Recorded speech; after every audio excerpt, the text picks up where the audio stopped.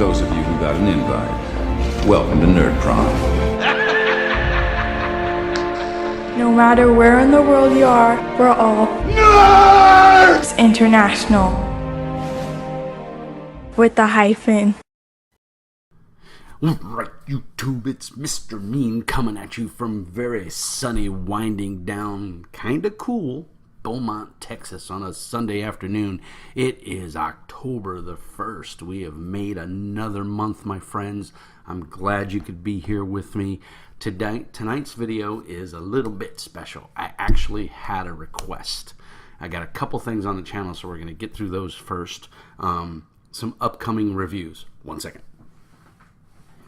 My good friend and retired podcaster, 2D 6 feet in a random direction, Mr. Brian Isakoff, a person who I am glad and honored to call one of my best friends in the whole wide world, sent me a little present. He had sent me the PDF. I had been hearing good things about this. Those of you who don't know and follow the channel, I'm a huge Warhammer Fantasy role-playing fan. I did a pretty decent video and about the Green Ronin version, and I've got all the previous versions, and I'll probably pick up Cubicle 7. That's right, if you haven't heard it, Cubicle 7 has the license now, and they're going to be doing a Warhammer Fantasy roleplay, and they're going more from the old Games Workshop version. They're not going to follow in the footsteps of Green Ronin and the Black Library. They're going to kind of do their own thing, giving more homage to first and second edition of Games Workshop's version. So really eagerly looking for that, and you can guarantee there will be a video review du jour of that when it comes out. But this is Zweihander.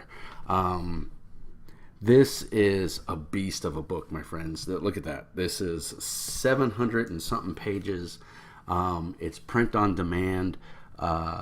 It's done by a small press company. It's printed by Drive-Thru RPG. Like, the name of the company is not even on the back. I don't even remember. It's Grim and Perilous RPG, and I think that's the name of the company.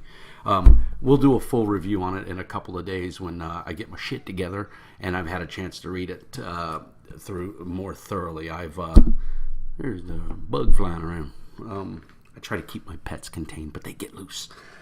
So big review for that coming. Another one I found about a year or two ago when I was traveling through Texas was Outbreak Deep Space. I think I picked this up at the first MagCon that I went to, which was about, I think, 3 years ago. This is by Christopher J. De La Rosa, and it's Hunters, OutbreakDeepSpace.com. It's a D100 percentage system, and it uses Hunter's Book D5 or D6 is a series. It's very cool. This is a sci-fi horror setting, and that's another trope that I genuinely enjoy. So another review coming for this. Just some things coming up on the channel in the future. But today's video du jour is a special shout out to Mr. Guillermo Robles. I hope I said it right. If I slaughtered your name, I'm from Brooklyn and I live in the South. I'm all fucked up. Anyway, Guillermo sent me some really positive feedback, said he really liked my videos and he was enjoying them, and asked if I could do a review of Hellfrost. And it's funny because I had been wanting to do one of these because this is one of my all-time favorite Savage Worlds settings. I'm a huge fan of Vikings, and I'm a huge fan of the cold. I was stationed in Alaska for 2 years, and it was paradise. I hate the heat. I prefer the cold, and I don't know what the hell I'm doing living in the South, but that is where my life has taken me, so that is where I stay. But I'm going to move. I'm going to get back to the cold, I promise. So anyway, Guillermo, this is for you, buddy. He wanted to know if I could do a review and if this was worth buying because he's thinking about pulling the trigger. Well, my friend, I will tell you unequivocally, pull the damn trigger. Buy it. Buy everything. Get everything. All of it. There's a ton of shit out here. If you want a really thought out world and a great game with some solid mechanics. It's Savage Worlds. If you know Savage Worlds, you know it's an excellent game system. If you don't know Savage Worlds, you're in for a treat. It's a very well-rounded, light rule system. It's not so light as to be, like Apocalypse Engine or, Dungeon World or Monster of the Week, anything like that. It's a little more crunchy than that, but it is definitely not as crunchy as, say, Pathfinder or even D&D 5th edition. D&D 5th edition, I think these two systems are pretty comparable as far as the level of crunch. -2, +2, -4, +4. There's your modifiers. You're done.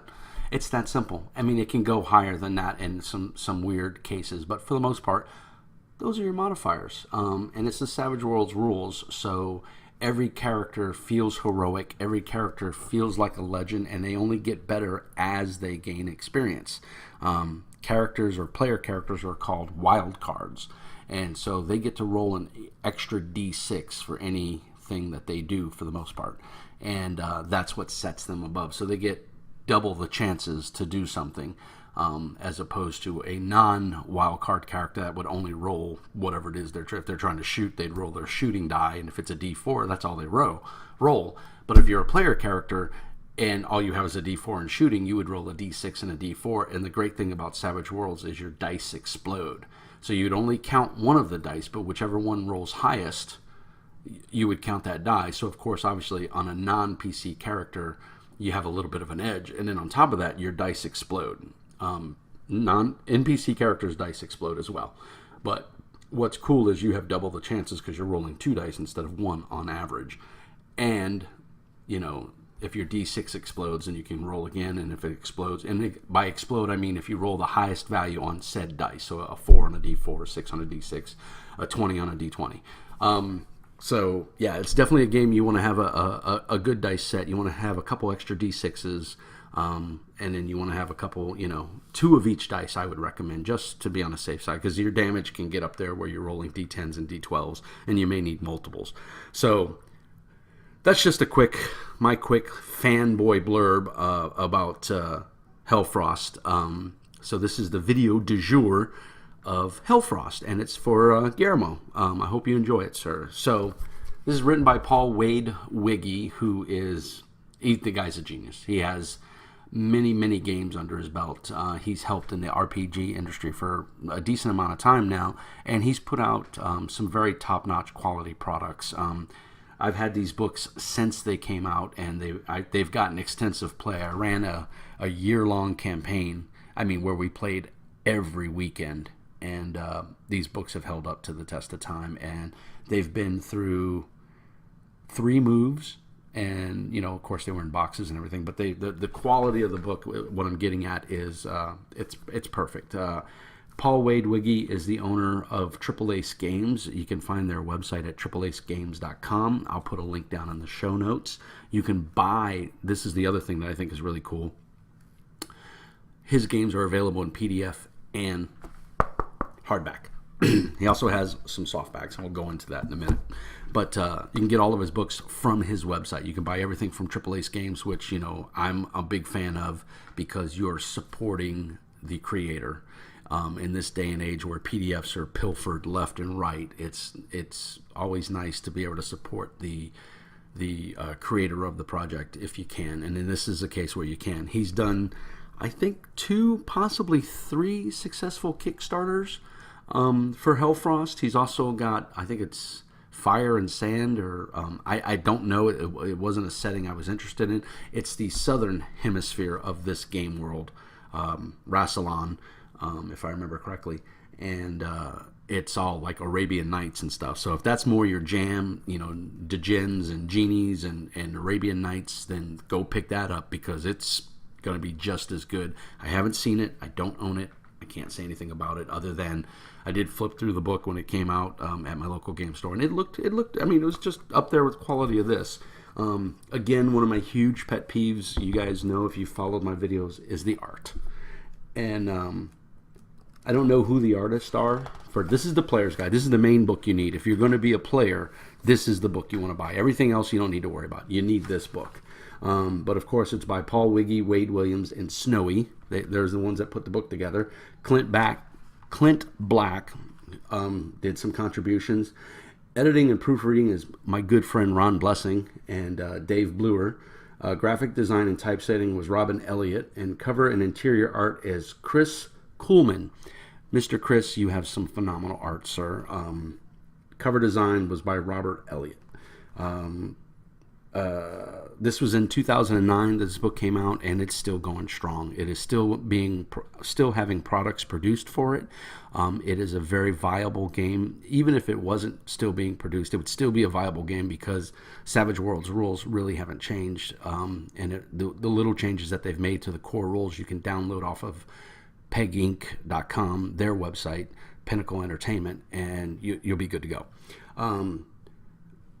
But I mean, I can't say enough good things about this. If you like a winter wonderland, if you like Vikings and you like vicious dragons and crazy magic, this is the setting for you. This is if you've watched the Vikings TV show, if you're a fan of medieval guys in heavy armor just bashing it out, this is a good game for you. I have fond memories of running this game for my group, and it's a hoot, and there's a ton of products. So what we're going to do now is we're just going to quickly go through some of the books that I have in my collection for Hellfrost that are out there, and as far as I know, all of these are still available in either print or PDF, and you can get them off of triplacegames.com. So of course, the Player's Handbook, you have to have this.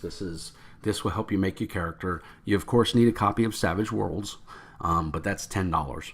That's not hard to get, and I believe you can even buy a PDF of that. So if you're not a physical book guy, we got you covered. So you need the Player's Handbook. This is going to tell you how to make a character and everything that's required for you to play in the world of Rassilon. So this is excellent. You can't go wrong, and this has a retail of $29.99.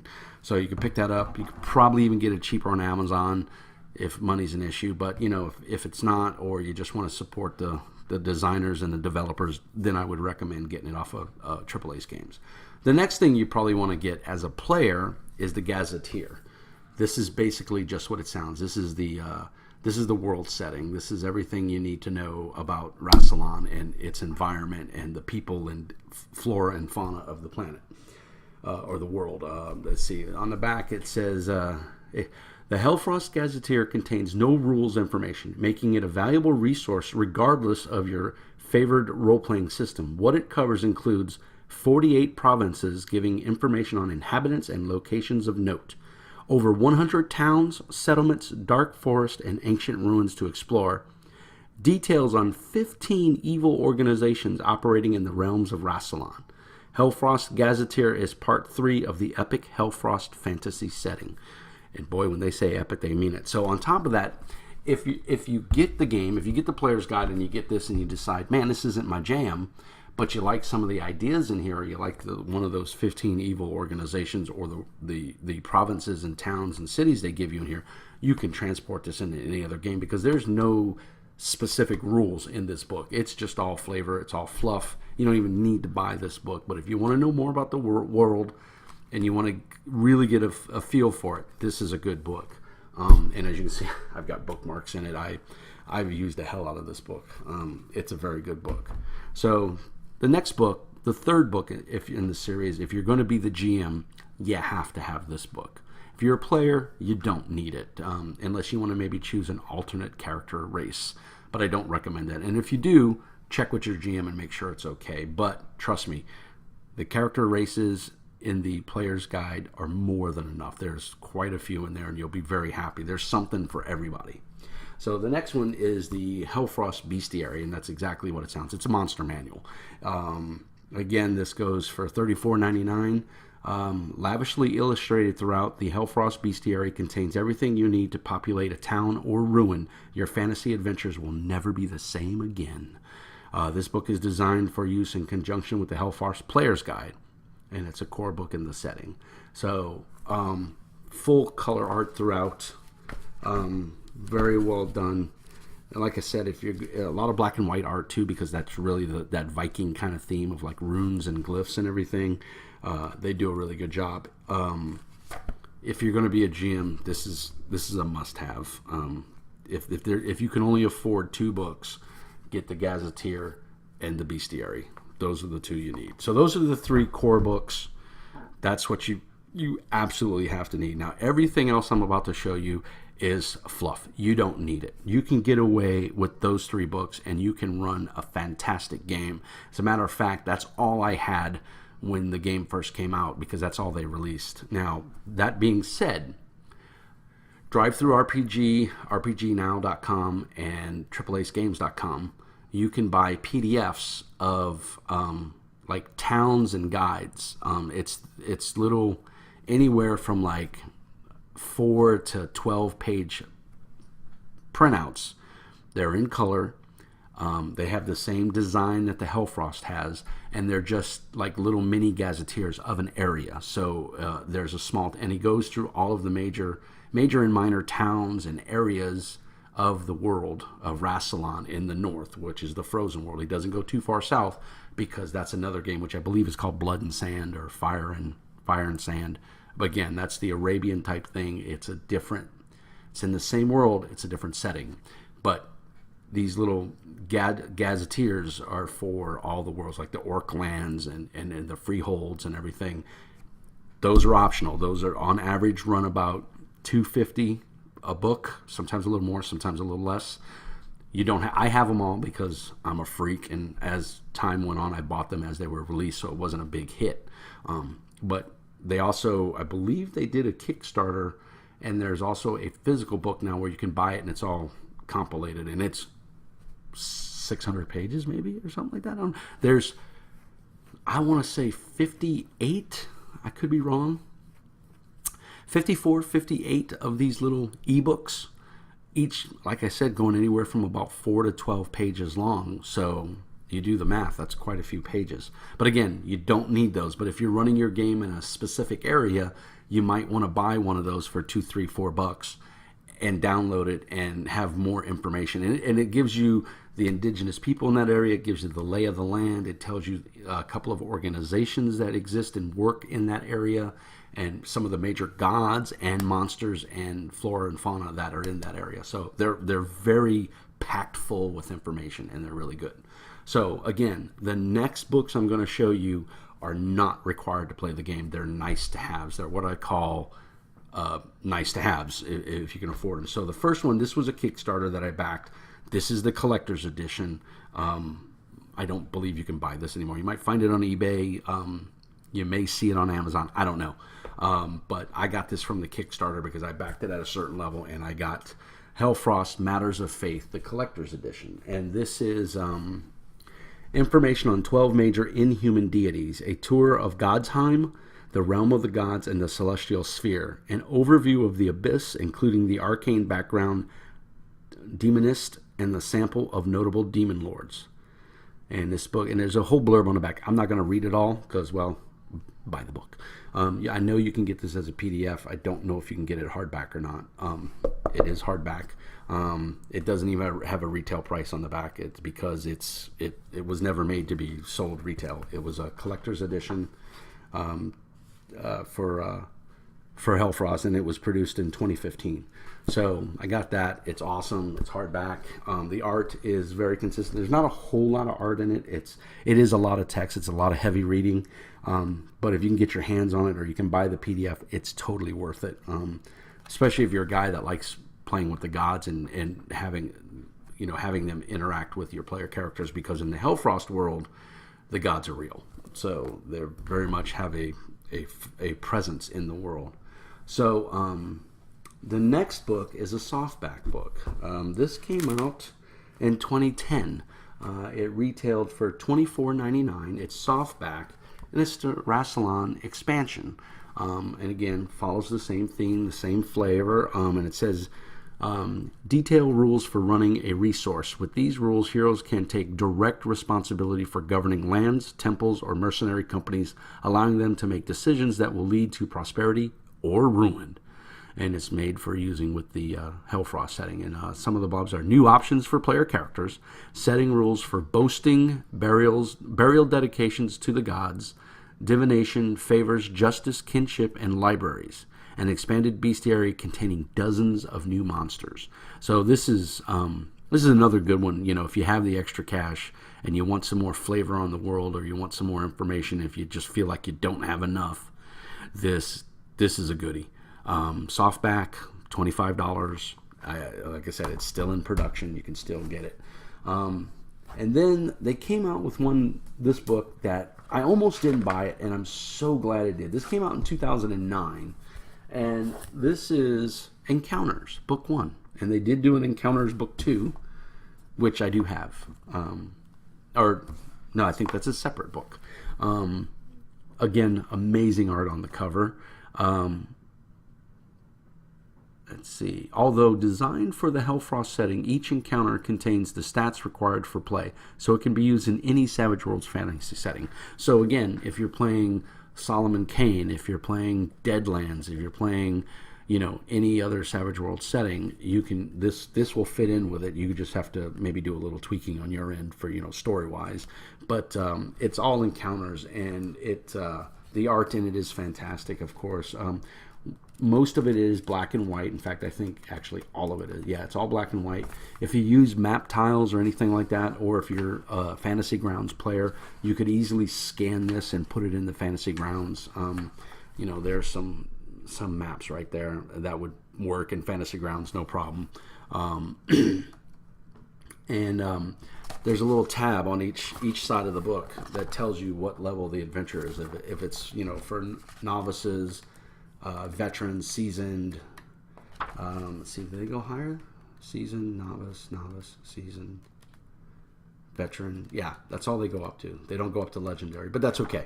So there's plenty of adventures in here for any level of character that you might have. Hardback, $29.99, $30. It was a little steep, in my opinion, because the page counts. It's the smallest of all the books, but it's a ton of shit in here. If you're new to Rassilon and Hellfrost and you want to get off the ground running, and you don't want to run, you're not a fan of PDFs and you want a hardback book, boom, there you go. So the next two books are, I don't know what to call these, splat books, I guess. They're little softback books. Saga of the Frost Giants is a full-blown campaign. I started running my players through this. In fact, there's a 3x5 card in there that I was bookmarking a page, and of course I pulled it out, so now I don't know where it goes. But it was it contained 4 adventures: Shadow of Darkness, Siege of the Watch Gap Fort, The Heart of Winter, and The Frost Giants Hold. And these were 4 adventures that were linked, and they were made to take your character from novice to seasoned, or veteran, or legendary, I believe. And it says on the back, it says, Hellfrost Saga of the Frost Giants is designed to be used with the Hellfrost Player's Guide, Bestiary, and Gazetteer, using an award-winning Savage Worlds RPG. So, take arms and fight the evil Frost Giant Jarl Hermwolf the Grim in this epic mini-campaign. So, you can see, pretty thick. Let's see, how many pages? What's our page count? 172 pages. There's a couple images in the back. Art is, as always, phenomenal. Very well done. This is literally what it says. This is a campaign. It's a mini campaign. So again, it's in that same boat as the Encounters book. If you're stuck for ideas, or you like running pre-done adventures for $22.99, you've got many nights of enjoyment right here. So that's definitely a winner. Winner, chicken dinner. And then there's Adventure Compendium number 2, and this is for seasoned characters. So, and they had one for novices, and I don't know if they've come out with any more, because I haven't been playing the game. I haven't kept up on it, and I literally have a ton of stuff for this game, so I really don't need to buy any more right now. That being said, they just announced the Kickstarter for the GM screen. I think I'm going to have to get that. It's a GM screen for Hellfrost. How can I not get it? Because as it stands, there currently is no GM screen for this game. So this is just Inventure Compendium, and again, it's just a bunch of adventures. There's 5 adventures in here, and this takes you up to seasoned. And it just tells you that it's designed. And the 5 adventures are the Lost City of Paraxis, Descent into Madness, The Ice Fiend and Other Tales. It's a bunch of little short stories. The Fey Tower, and The Deadly Glade. These are all seasoned rank adventures. And if you don't know what that means, it's in Savage Worlds you have ranks: novice, veteran, seasoned, and legendary. And it goes up, I believe, above that. It's been a while. We're not currently playing Savage Worlds, although I'm going to fix that because I'm running Savage Worlds next Saturday. I'm going to run Shintar by Sean Patrick Fannin, which is another great setting if you're looking for a high fantasy heroic RPG, like D&D, but you love the Savage Worlds rules, then I highly recommend Shintar. If you want dark, gritty, heavy combat driven, hard magic, Hellfrost is the game to go. So I've been rambling on for about 25 minutes. Guillermo, I hope this answers all your questions. Yes, it's totally worth it. Buy it. I think you'll enjoy it. If you're a fan of Vikings, if you're a fan of that medieval European flavor, this is a game for you. The cool thing about the setting that really caught my eye is the world is getting colder, which is why it's called Hellfrost. And 100 years ago, there was a huge war between the good dragons, the gods, and the evil dragons, these Hellfrost dragons. And of course, the evil gods were on their side. And the battle ended in kind of a stalemate. And I won't give too much away because it's good for the players to learn it through the lore and everything of playing the game. But it was a stalemate, and things didn't go well for either side. But the problem is most of the good dragons are dead, or they're in hiding, licking their wounds, whatever. You won't see too many. But there's plenty of bad dragons, and the bad dragons are what they call Hellfrost dragons. So take your red dragon, amp him up to 100, and make him even meaner, and you have a Hellfrost dragon. And instead of breathing fire, they breathe what they call cold fire. And it can kill you, and it can set things on fire, but it freezes you. So it's almost like you're frost frozen when you get hit with it, and of course you die. And the dragons are just big and nasty. Although the good part is most of the big, super bad Hellfrost dragons are either dead or they're back licking their wounds as well. So there's a wealth of background information in the Gazetteer, as well as in those little splat books that I told you about. So if you like reading that kind of stuff, this is the game for you, man. I can't gush enough about it. It's a fantastic game. It's a lot of fun. If you've got players that are into the Viking and into that hard, fantasy, this is a good game for that. Now, player character death is a thing. Savage Worlds is pretty easygoing, but this game is pretty harsh. I mean, you can kill a character in any game as a GM, and this one I think it's slightly easier because the decks are just stacked, and they've got rules in there for weather because it's cold and people are dying, and the seasons, it's almost like Game of Thrones. Winter is coming, but in this game, winter's here. And they have a brief summer, and every year the summer season gets shorter and shorter. The crops are getting harder to grow, and then their connection to magic is getting, their connection to fire magic, whether it be clerical divine or sorceress, is harder and harder and harder to cast.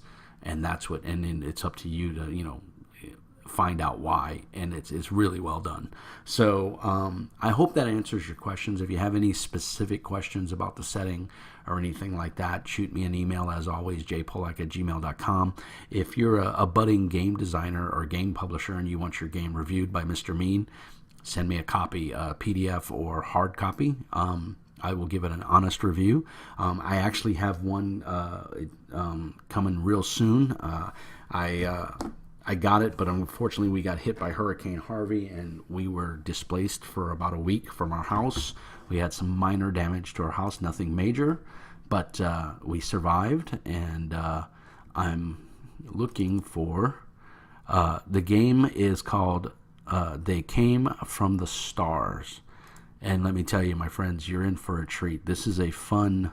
I would classify it as a beer and pretzels. I don't think it would make a long-going campaign, but your mileage may vary. I'm going to be getting that review out here hopefully this week. I wanted to do this one just because I was so amped by Guillermo's positive message that he left on my YouTube channel, and this is a setting that's near and dear to my heart, and I wanted to just get it belted out real quick. It's Sunday night, getting ready for start the week again, but I will do They Came from the Stars this week for the gentleman who sent me that game. It's so I can tell you this much, just from the initial reading of it, it looks fun. If you're into those, 40s and 50s campy horror movies, The Creature from the Black Lagoon, Plan 9 from Outer Space, this is your game. And it's a D20 system. It looks very easy to run. The art, he did a cool thing with the art. I don't want to get too much into it, but I got to babble. He used a lot of the royalty-free art and pictures and stuff from those old campy movies, so Day of the Triffids and everything. So it's awesome. It's very flavorful when you look through it. And I'll have a full review on that here real soon. So anyway, guys, it's Mr. Mean, as always, signing off, saying peace and hair grease, and remember, be nice.